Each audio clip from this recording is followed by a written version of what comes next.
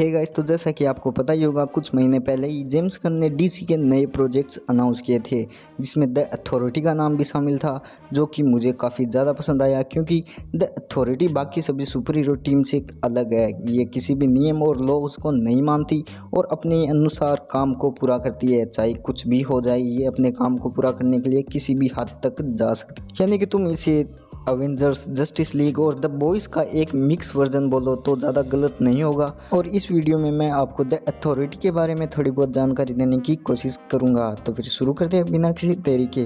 तो the authority wild storm imprint के under DC comics द्वारा पब्लिश की गई एक कॉमिक बुक सीरीज़ है।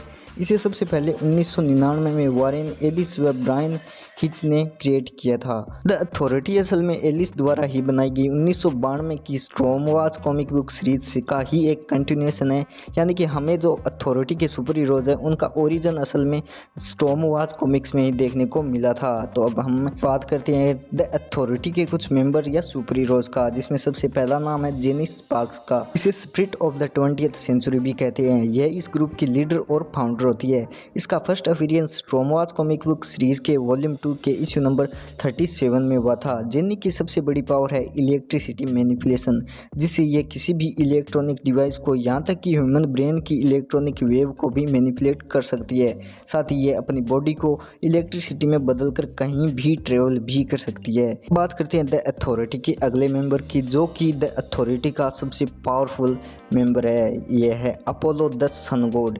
इसे हम द अथॉरिटी का एक तरह से सुपरमैन भी कह सकते हैं, क्योंकि ये सुपरमैन की तरह ही सोलर एनर्जी को ऑब्जर्व करता है और सोलर एनर्जी से ही इसको पावर मिलती है। और मैं तुम्हें बता दूं कि ये एक गे कैरेक्टर है, गे सुपर हीरो है। और इसका हस्बैंड कौन है, वाइफ कौन है, तो इसमें मैं कन्फ्यूज हूँ, तो हम इसे लवर कह सकते हैं। तो इसका लवर भी द अथॉरिटी का ही एक मेंबर है, मिडनाइटर, जो कि तुम कह सकते हो कि बैटमैन से ही इंस्पायर्ड एक कैरेक्टर है। बस इसके पास थोड़ा सा अलग हीलिंग फैक्टर, और ये साथ में किसी भी सुपर हीरो या सुपर विलन के मूव को जज कर लेता है, जिससे इसको हिट करना काफ़ी मुश्किल होता है। इतना सा डिफरेंट है। बाकी अपोलो और मिडनाइटर दोनों ही सुपरमैन और बैटमैन से ही इंस्पायर्ड कैरेक्टर है, जो कि लवर है। यानी कि द अथॉरिटी में हमें बैटमैन वर्सेस सुपरमैन देखने को मिलेगा, तो फाइट गलियों में नहीं होगी, बेडरूम में होगी। और क्रिप्टोनाइट और गोलियों की जगह कौन से वेपन होंगे वो मैं नहीं बताने वाला, तुम सोच लो जो सोचना है। अब मैं ज़्यादा नहीं बताने वाला, अगले सुपर हीरो पर आते हैं। ये बहुत ज़्यादा गंदा हो रहा है। अगला सुपर हीरो है द डॉक्टर। अब डॉक्टर का नाम सुनते ही तुम्हारे मन में आ गया होगा कि ये एक पावरफुल मैजिशियन है। पता नहीं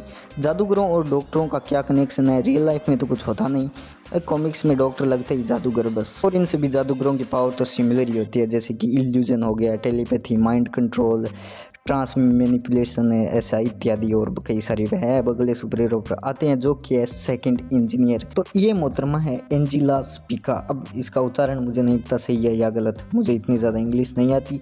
तो इन मोहतरमा की एक खास पावर है, इनकी पूरी बॉडी लिक्विड मेटल से बनी है, जिससे ये कुछ भी क्रिएट कर सकती है। बस इतना ही है इसके बारे में। अब बात करते हैं हम अपने अगले सुपर हीरो की, जो कि है द गॉड ऑफ सिटीज़। इसका नाम होता है जैक हॉक्समूर। ये द अथॉरिटी का लीडर होता है, यानी कि ओरिजिनली तो द अथॉरिटी का लीडर जेनी ही होती है, लेकिन बाद में ये बन जाता है। और ये सुपर हीरो काफ़ी अलग है, क्योंकि इसको पावर मिलती है सिटी से, यानी कि सिटी के बाहर जाते ही इसकी पावर कम होने लगती है।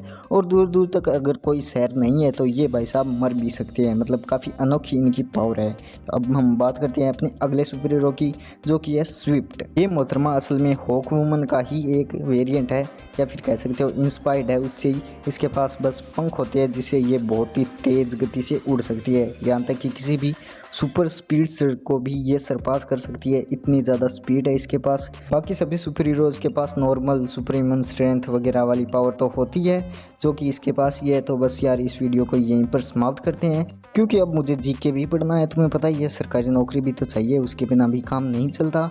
तो बस तुम्हें लाइक वगैरह करके थोड़ा पुण्य कमाना हो तो कमा लेना।